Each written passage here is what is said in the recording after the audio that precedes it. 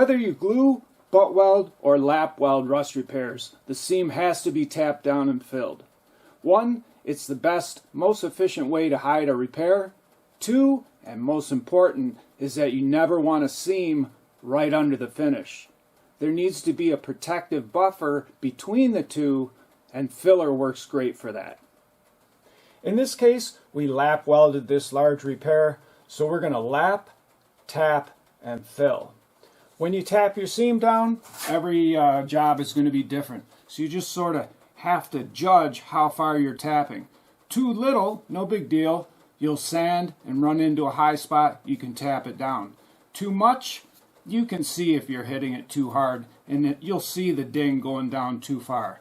So it's a judgment thing and it's practice. So we're going to go ahead, knock this down. And that's probably pretty good for that area. And I can see it dip in a little bit.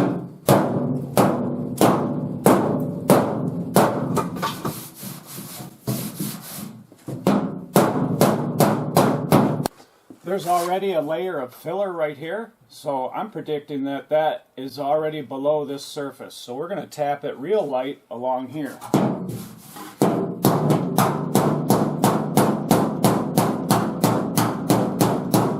The bottom of these quarters are supported by the bracket, so they're very firm and it'll be easy to tap down this seam.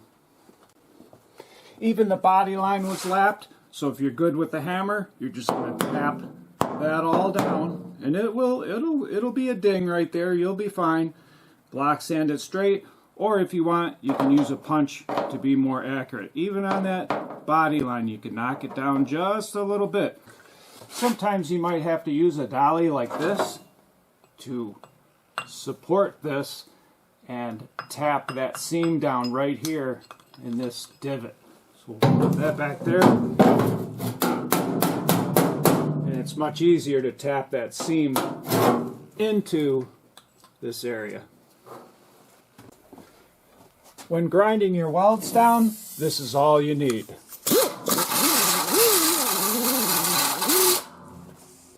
Here's a close-up of that.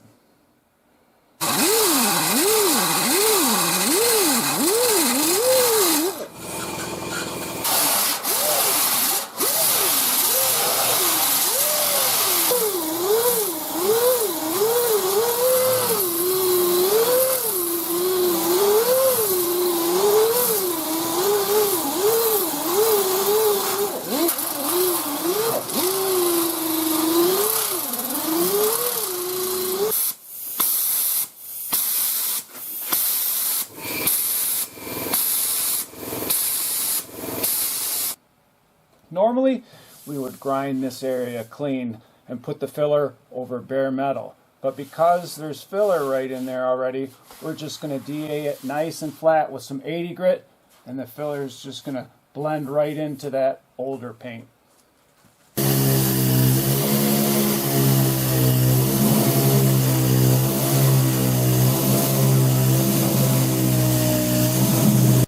At this point, we're ready for filler. We have this new patch panel ground to bare metal, the welds sandblasted and ground down, the seam tapped down, and we're going to blend it into the old paint because of the filler.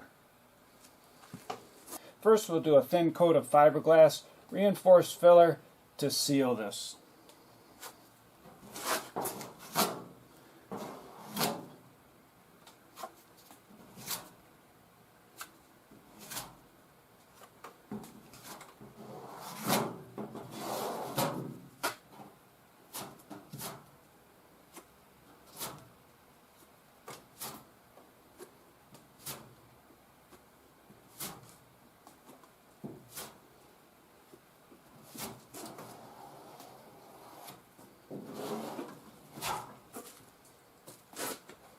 We'll let this harden up, lightly sand it, and then put our regular filler over the top.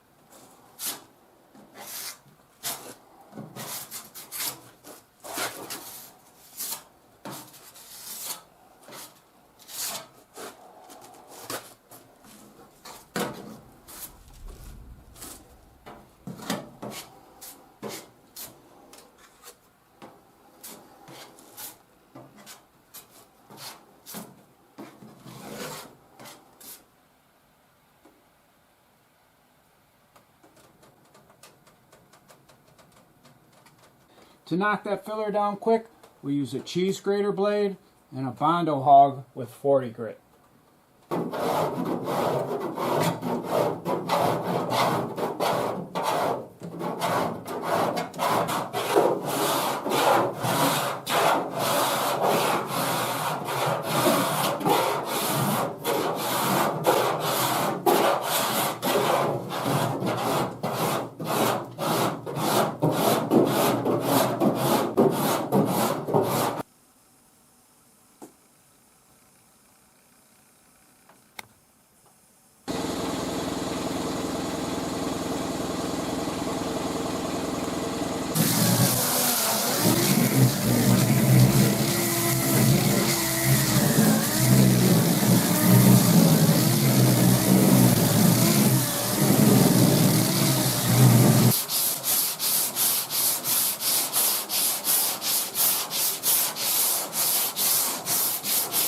See, here's a little example of a high spot. We can just tap that down a little bit with the pointy part of a body hammer and fill it back in.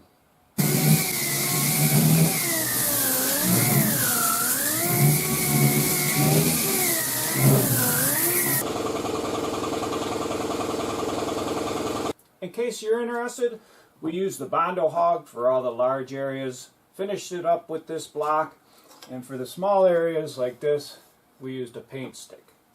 We started out with 36 grit and finished with 80. This is what it should look like before you prime it. This is finished with 80, then 120, and further out either a scuff pad or 220.